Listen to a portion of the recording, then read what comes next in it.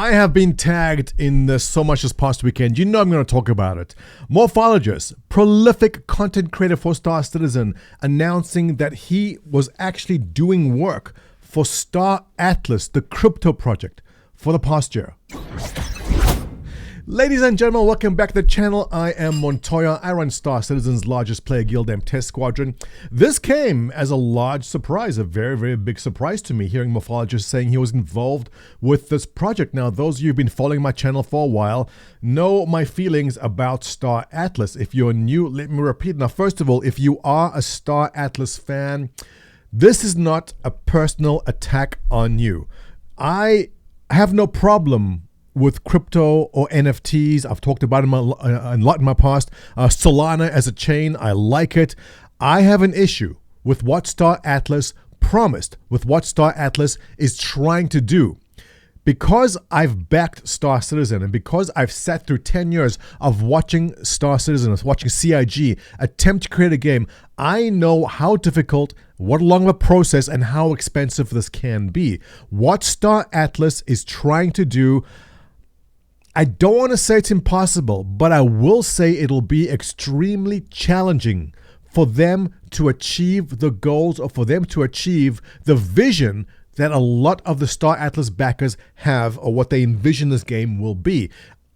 I don't want to say it's not going to happen, but I will say that buckle up, because it's going to be 5, 7, 10 years before Star Atlas fans get to what Star Atlas has told them this can be. That is my criticism. Now, if you don't know what the story is, this is Star Atlas basically.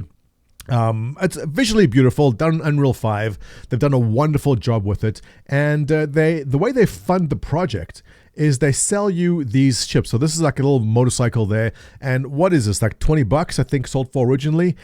You buy it as an NFT and you get to use it in the game. And because it is crypto, you can buy and sell it on an open market.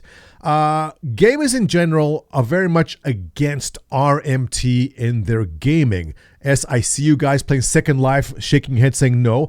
But for the most part, gamers don't want RMT in their games.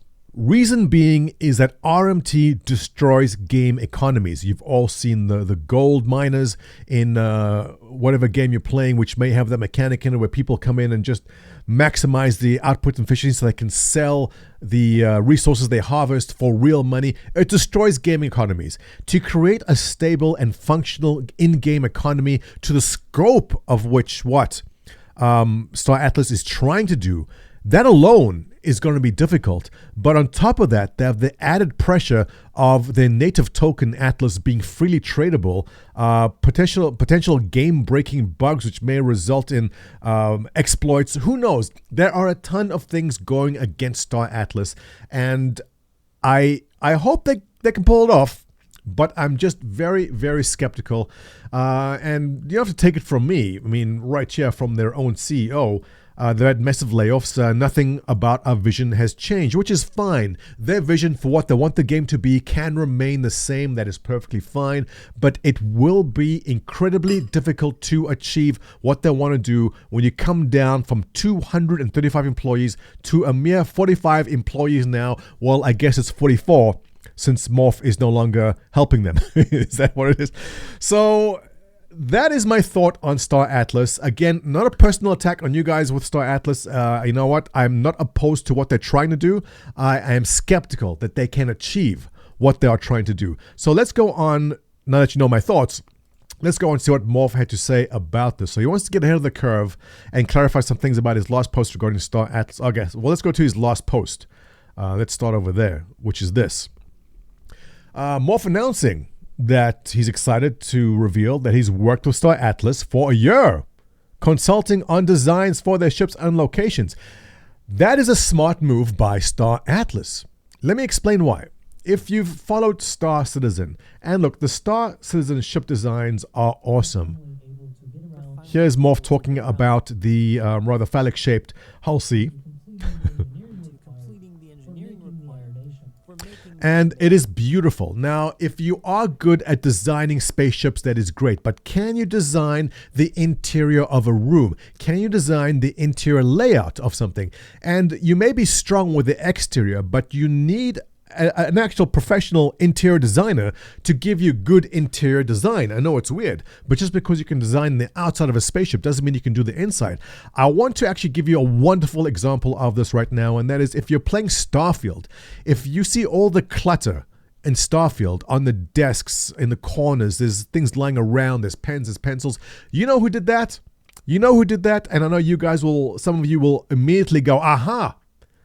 This is what a typical Bethesda room looks like. Where is it? No, there. All right. That is what a Bethesda basic room in Fallout 4 looked like. It's just the designers stick a bed in there and, not you, come on. Where is it? That's a bathroom, I guess. Now, there is this wonderful clutter artist, modder, on Nexus Mods named Eleonora. And you'll know her for her beautiful mods in Skyrim, for the Breezewood home. And if I'm showing you these pictures here, some of you will recognize this and go, oh, yes, I know this modder. But pay attention to how the desk is laid out. See the globe and a pen and papers. Does that remind you of something? That's what we have in Starfield. Why? Because she was actually hired by Bethesda. That's her right here. She was hired by Bethesda to be a clutter artist for Starfield. I think this is a beautiful synergy of someone who's passionate about the game getting hired by a gaming company to produce something simply amazing. And that is thank Eleonora for the interiors of Starfield because of her work on Skyrim and Fallout 4. So Morph does a wonderful job detailing ship exteriors and interiors. And I want to say it's a good move by Star Atlas to bring him on as a consultant, I'm guessing, to help with their designs, because this is exactly what pushes the industry forward. So great work for Morph. Not only did he get a chance to follow his passion, hopefully this opens more doors for him.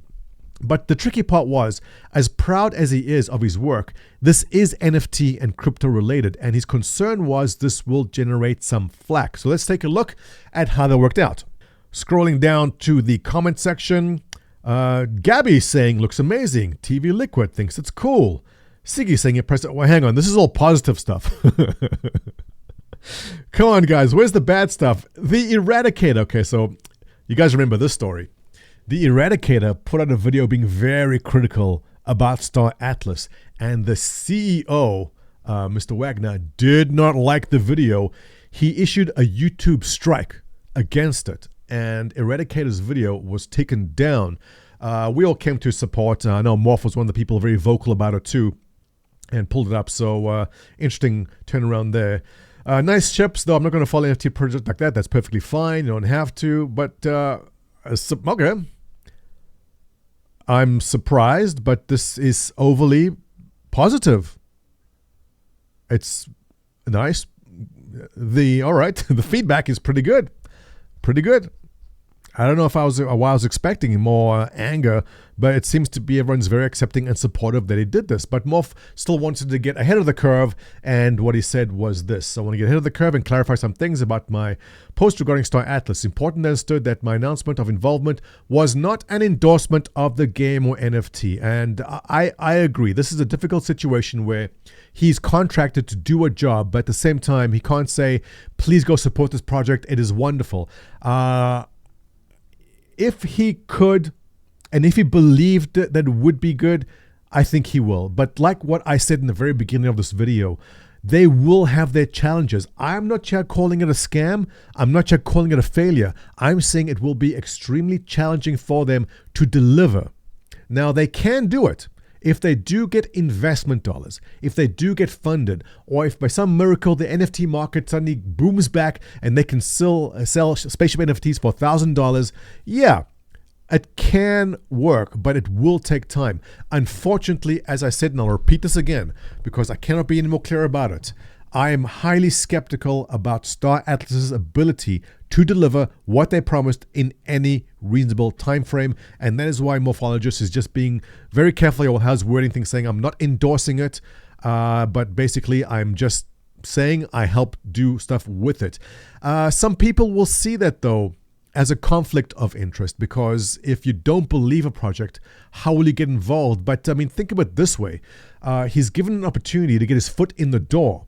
he's meeting with and sitting in meetings with people who might offer him opportunities in the future and will.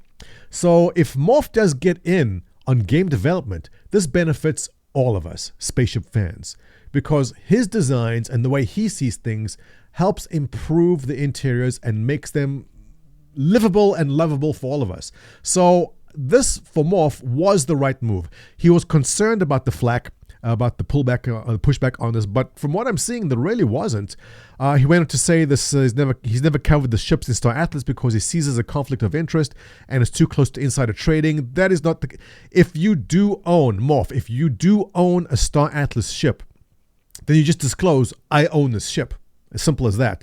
It's not insider trading unless you're purposely trying to pump up the price so you can sell, but I don't see him doing that. But he says he doesn't have any NFTs or crypto and never has, which leads me to believe he was paid cash for his contract work, and fair enough. His contract was his capacity as an architect, not as the content creator. And look, I scrolled through the comment section. I got to be honest, I was expecting some people to blow up, but it seems overwhelmingly positive, and I don't see well besides Heavy Bob, but overwhelmingly positive, and people seem very supportive of it. So you don't have to be a fan of crypto, you don't have to be a supporter of Star Atlas, but what Morph has done is basically get his foot in the door to get involved in future projects, and maybe one day we see him being more involved in actual Star Citizenship designs, which, as I said, benefits us all. So that basically wraps it up. Let me know your thoughts on this issue. Do you see Morph differently now? Because when he says things like this, the interior falls a bit short of the quality that I've come to expect from CIG. Do you see that some people may see this like, hey, he's saying CIG isn't hiring me, so I'm not going to say nice things, or he's kind of nudging for them, hey, why don't you consult with me? I see it as a win for both Morph and CIG if they do consult with him on that. So I have no problem with that, but let me know your thoughts on the issue. Let me know if you have any problems with what Morph has done here at all. And with that, to wrap it up, if you enjoy my content, don't forget to subscribe, give me a thumbs up. I'll catch you in the next one.